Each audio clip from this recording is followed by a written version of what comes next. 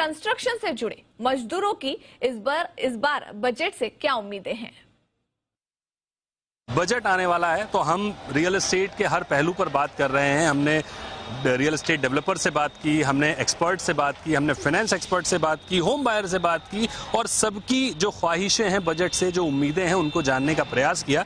लेकिन real estate में जो बहुत बड़ा और बहुत ज़रूरी हिस्सा है वो है कंस्ट्रक्शन वर्कर्स का, मजदूरों का, जो साइटों पर काम करते हैं, निर्माण करते हैं और उसके बाद आपका घर बनकर तैयार होता है। तो उनकी भी ख्वाहिशें बहुत ज़्यादा जरूरी है जानना कि वो क्या चाहते हैं इस बार वित्त मंत्री से।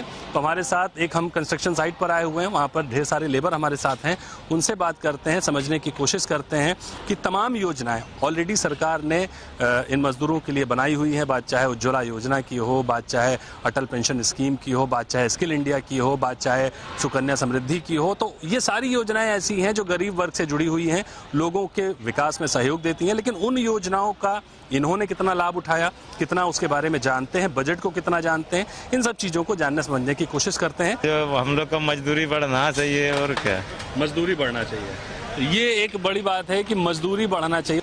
हम लोग क्या मांगेंगे, यही लेबर ये थी, मजदूरी बढ़ना चाहिए और पगार पानी अच्छा 17-18 हज़ार रुपया बचना चाहिए। 10 हज़ार में तो फायदा नहीं है, लेकिन क्या करें, मजबूरी है। ठीक है, अगला फिर सवाल यही, जवाब यही कि मजदूरी बढ़नी चाहिए। लेकिन मजदूरी बढ़ने के अलावा और भी बहुत सारी चीज़ें हैं, जैसे मैंने अभी आपको बताया कि कौशल विकास योजना है, उज्ज्वला योजना है, सुकन्या समृद्धि है, तमाम तरह की योजना है। आपको उन योजनाओं के बारे में कितना पता है, आप जानते हैं? नहीं, उतना तो खास ज़्यादा नहीं जानते हैं, थोड़ा बहुत मालूम है। जनधन अकाउंट है?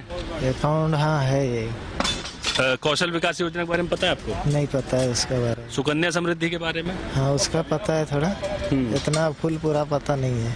अच्छा, और दूसरी जो अटल पेंशन योजना, इसके बारे में? इसका बारे में नहीं मालूम है सब। सरकार से कोई आशाएं हैं, कुछ उम्मीदें हैं? हाँ उम्मीद तो है, कुछ मिलना चाहिए गरीब हम लोग को। क्या मिलना चाहिए? सहायता चाहिए, कुछ मिलना चाहिए। क्या कहना चाहिए, अब ये एक्सप्रेस भी नहीं कर पा रहे हैं, लेकिन हाँ उम्मीदें हैं, उम्मीदें हैं सरकार से कि अगर सरकार बजट लेकर आ रही है तो कुछ इनके लिए भी करे। सरकार कर रही है, लेकिन उस किए जाने को क्या अंतिम आदमी तक पूरी तरह से पहुंच पा रहा है, ये भी एक सोचने वाली बात है। आप बजट से, वित्त मंत्री से या मोदी जी से कुछ मांग रहे हैं, आपको लगता है कि इस बार अगर बजट बन रहा है तो आपके लिए कुछ विशेष हो, आप कुछ अपनी उम्मीदें कर रहे हैं? कर रहे हैं। क्या मतलब जो अपना जो है ना, अभी जो उधर गाँव से आया है, हम लोग अभी गाँव से आया तो इधर अभी हमको अच्छा मिल रहा है, ऐसा ही मिलते रहेगा, हम खुश रहेंगे।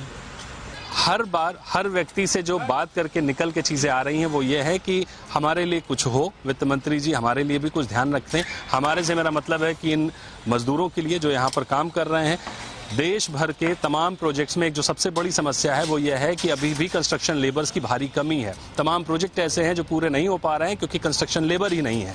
स्किल इंडिया प्रोग्राम बहुत ही शानदार था, यहाँ पर कई लोग हैं जिन्होंने स्किल इंडिया के सर्टिफिकेट भी लिया हुआ है, उससे इनको रोजगार भी मिल रहा है। लेकिन बड़ा सवाल अभी भी यही है कि आखिर जो आखिरी आदमी है उस तक ये सारी योजनाएं कैसे पहुंचेंगी, उस तक ये सारी चीजें कैसे पहुंचेंगी, क्योंकि जैसा कि आपने देखा बहुत से लोगों को इन योजनाओं के बारे में पता ही नहीं है।